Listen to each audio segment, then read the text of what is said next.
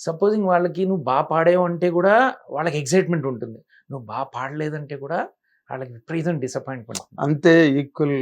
So పాడుతా తీయగా అనే programme for example మన బాలు గారిని చూసినప్పుడు ఆయన చాలా మర్యాదపూర్వకంగా చిన్నపిల్లలైనా కూడా వాళ్ళకి నువ్వు ఇలా పాడుంటే బాగుండేదమ్మా అని చెప్పి ఎక్స్ప్లెయిన్ చేసి ఆయన పాడతారు. Because he is a legendary singer.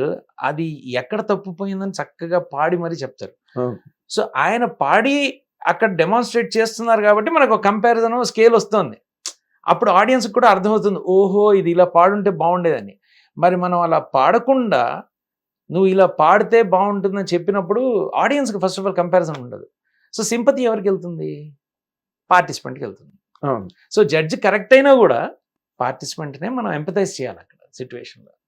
So ఇలాంటి ఎన్నో లాజిక్లు వస్తాయి మనకి. సో అందుకని ఇలాంటి కాంట్రవర్సీలు జరిగే అవకాశం ఉండాలండి. సో అందుకనే ఇలాంటి సిచ్యువేషన్స్ వస్తాయి కాబట్టి యాజ్ జడ్జెస్ వాళ్ళు కొంచెం జాగ్రత్తగా ఉండాలి ఇలాంటి. అవును, అంటే బాగా లూజ్ టాక్ అన్నట్టు అయిపోయింది. తర్వాత మళ్ళీ సునీతేవ్ మళ్ళీ క్లారిఫికేషన్లు వీడియోలు అవన్నీ రిలీజ్ చేసింది, కానీ but she was subjected to lot of criticism which she does not deserve in fact.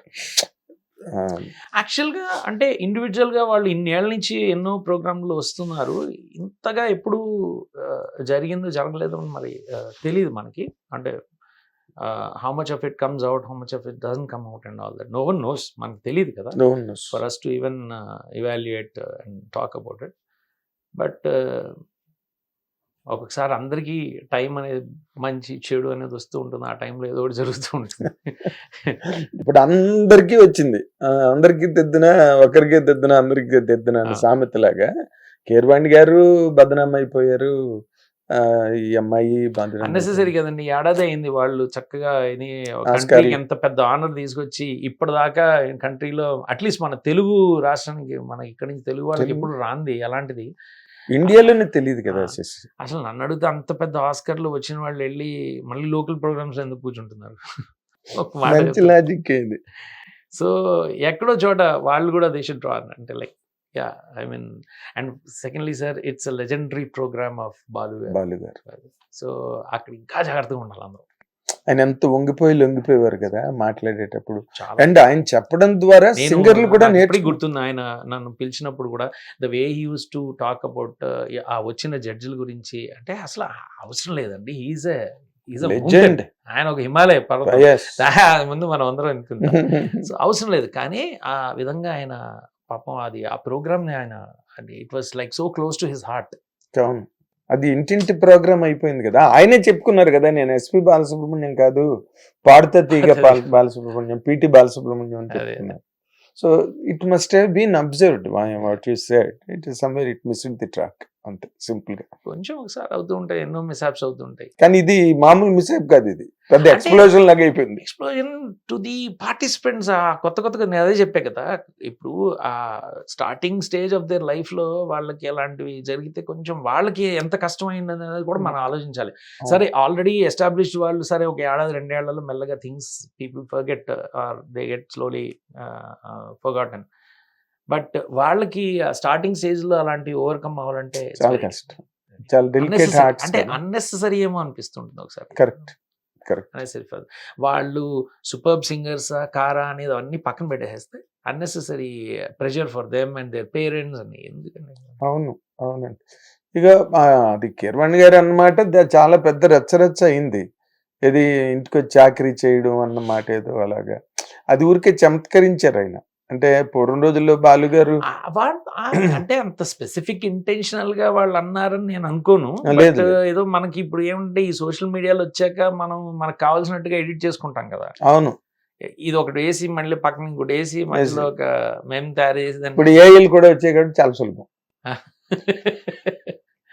So దానివల్ల కూడా కొంతవరకు వీటన్నిటిని మించేసేసి బొడ్డు కిందకి చీర కట్టుకోమన్నారు అన్నది వచ్చిందే, అది మాత్రం అసలు వరల్డ్ వైడ్ అంతా అది నిజంగా జరిగిందా అంటే మరి అమ్మాయి జరిగిందని చెప్తోంది, అన్నారంటోంది, వీళ్ళు మాకేం తెలీదు మేము చాలా పద్ధతి గలవాళ్ళం అని. నిజంగానే మరి రామోజీరావు కంపెనీ అంటే అలా ఉంటుందా? బట్ రామోజీరావు వాళ్ళు, బాపిరెడ్డి గారు వాళ్ళు దాన్ని హ్యాండిల్ చేస్తున్నారా? It is done by somebody else. ఇవన్నీ చాలా సరే ఇప్పుడు హెరార్కీ అనేది ఉన్నప్పుడు ఒక ఆర్గనైజేషన్లో కొంతవరకు కొన్ని వాళ్ళ వరకు వెళ్ళొచ్చు, వెళ్ళకపోవచ్చు. వెళ్ళిపోవచ్చు. And these are all very sensitive matters which I mean వాళ్ళకి ఆల్రెడీ కొన్ని ప్రాసెస్లు ఉంటాయి. ఉంటాయి. కొన్ని ఉంటాయి. తర్వాత ప్రోగ్రామ్కి వాళ్ళకి ఎవరో ఈ ఈ అంటే లైక్ ఈ ఫ్యాషన్ డిజైనర్స్ అనో లేకపోతే వాళ్ళకి ఏదైనా కాస్ట్యూమ్ డిజైనర్స్ ఎవరో ఉంటారు కన్సల్టెంట్స్. అవును. వాళ్ళు దేమే ఫెల్ట్. ఎందుకంటే ఇప్పుడు మీరు చూడండి ఇక్కడ హిందీలో కూడా ఎంత పెద్ద పెద్ద ప్రోగ్రాంలు వస్తున్నప్పుడు అక్కడ వాళ్ళంతా మరి ఇక్కడ వాళ్ళు కూడా సింగర్లు అక్కడికి వెళ్ళాక వాళ్ళ జుట్లు మారిపోతున్నాయి, మరి వాళ్ళ వేషధారణ మారిపోతుంది. మరి అంత మారితే కానీ సింగర్లను చూడరా అన్నది కూడా వస్తుంది.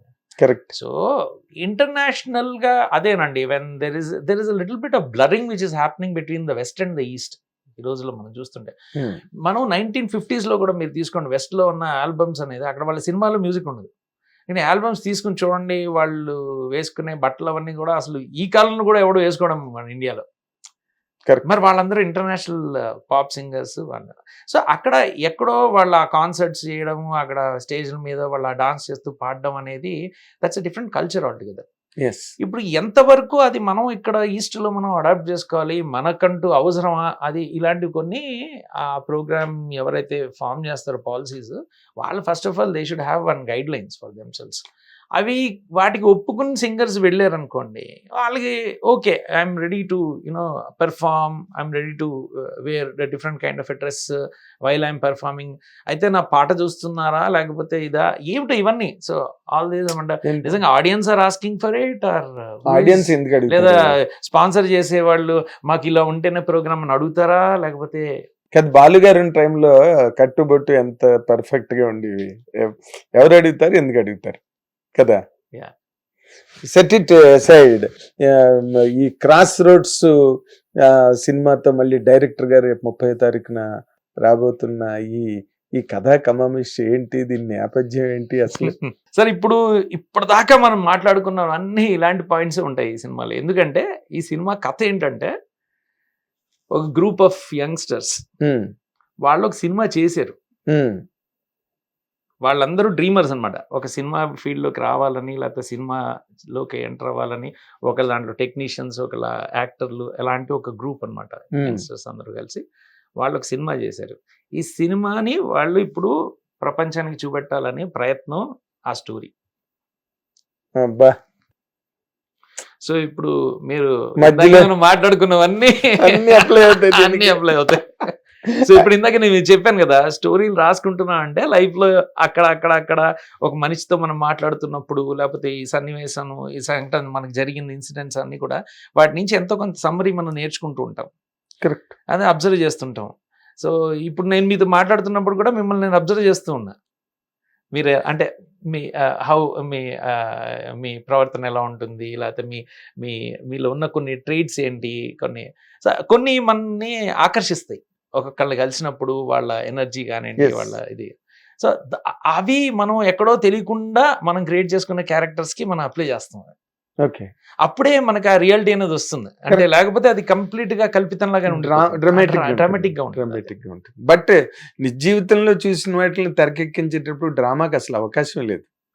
అసలు డ్రామాకి అవసరం లేదు. సో నా దాంట్లో కూడా డైలాగులు తీసుకోండి, వాళ్ళు ఆర్గ్యుమెంట్లు తీసుకోండి, ఆ ఫ్రెండ్షిప్లు ఎలా విడిపోతాయి, మళ్ళీ వాళ్ళు ఎలా కలుస్తారు, మధ్యలో వాళ్ళు ఒక క్రైమ్లో ఇన్వాల్వ్ అవుతారు.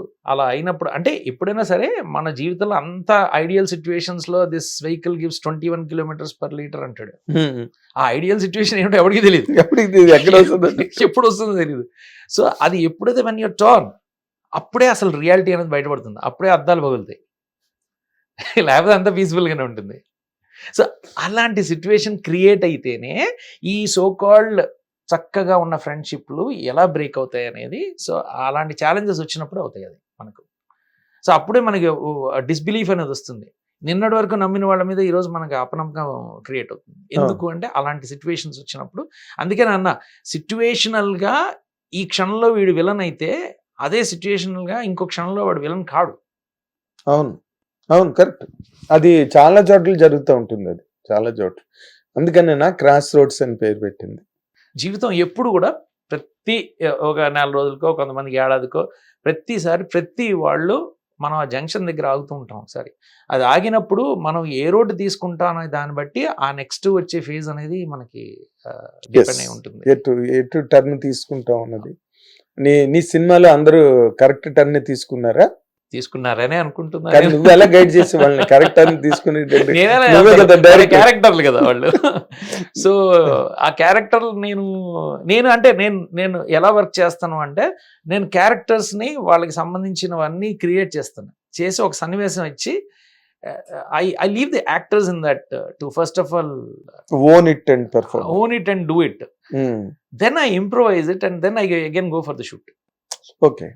సో కొంతవరకు ఆ క్యారెక్టర్ని యాక్టర్లోకి, యాక్టర్ని క్యారెక్టర్లోకి I let them marinate in to each other. Very good. So చాలా మంది లేకపోతే మనం ఒక రిజిడ్ అయిపోతాం ఒక క్యారెక్టర్ని తీసుకుని. నాకు yes. ఇలాగే కావాలి అనుకోవడం కంటే, ఈ క్యారెక్టర్ ఇలాంటి పరిస్థితుల్లో ఆ యాక్టర్ వాళ్ళలో ఉన్న స్ట్రెంగ్త్ ని దీనికి కనుక మ్యాచ్ చేసుకుంటే maybe I will get something better or something different. ఇప్పుడు నీ సినిమాలో అందరూ కొత్త వాళ్ళేనా? అందరూ కొత్త వాళ్ళే. అస్సలు ఒక్కళ్ళు కూడా గతంలో సినిమా కెమెరాని కూడా ఫేస్ చేసిన వాళ్ళు లేరు చాలా మంది దాంట్లో. ఈవెన్ ఫస్ట్ టైం వాళ్ళని తీసుకునే చేశాను. బట్ నీకే బోల్డ్ క్రాస్ రోడ్స్ ఉన్నాయి ఇందులోని. యువతల థియేటర్స్ రిలీజ్, మళ్ళీ ఓటీటీ. నా సినిమా చూసారంటే మీకు ఇవన్నీ కనిపిస్తాయి. అవునా? అన్నీ కనిపిస్తాయి. Are you safe now as business wise? Safe ఏముంటుందండి దీంట్లో, unless you have sold the movie to someone or something like that. ఇప్పుడు మన సినిమా చేసేసాం కదా, అంటే ఇదంతా దాటుకుని ఇక్కడ వరకు వచ్చేసాం. ఈ ముందు వెళ్తున్నాం, ఆడియన్స్కి వెళ్తున్నాం. ఆడియన్స్కి నచ్చింది అనుకోండి, audience is happy, we're also happy. లేకపోతే ఆడియన్స్ ఈజ్ నాట్ హ్యాపీ, మనం we don't have to cry about what has happened, ఎందుకంటే అయిపోయింది ఆల్రెడీ. హిట్ టీవీ యాప్, ఇందులో short news, live news, entertainment shows, movies, digital magazines తో పాటు మీ జిల్లా వార్తలను కూడా ఫ్రీగా చూడొచ్చు. ఇంకెందుకు ఆలస్యం, వెంటనే హిట్ టీవీ యాప్ ని డౌన్లోడ్ చేసుకుని ఫ్రీగా ఎంటర్టైన్మెంట్ పొందండి. Hit TV app. Hit TV app. Please download hit TV app. Hit TV app ని ఫ్రీగా డౌన్లోడ్ చేసుకొని ఎంజాయ్ చేయండి. మీకు నచ్చిన ఎంటర్టైన్మెంట్ కోసం హిట్ టీవీ యాప్ ని ఫ్రీగా డౌన్లోడ్ చేసుకుని ఎంజాయ్ చేయండి. హిట్ టీవీ యాప్ ని డౌన్లోడ్ చేసుకుని ఆస్వాదించండి, ఆశీర్వదించండి. ఇంతమంది సెలబ్రిటీలు హిట్ టీవీ యాప్ ని డౌన్లోడ్ చేసుకోండి అని చెప్తున్నారంటే ఎంత మంచి యాప్ ఆలోచించండి. అమెరికా అమెరికా అమెరికా అమెరికాలో చదవాలనుకునే వాళ్ళకి విశ్వసనీయమైన పేరు మన శౌర్య కన్సల్టెన్సీ. UK లో 1 year masters, UK లో 1 year masters, 2 years work permit up to 5 years visa. Contact Saurya Consultancy. Contact 89851 89851.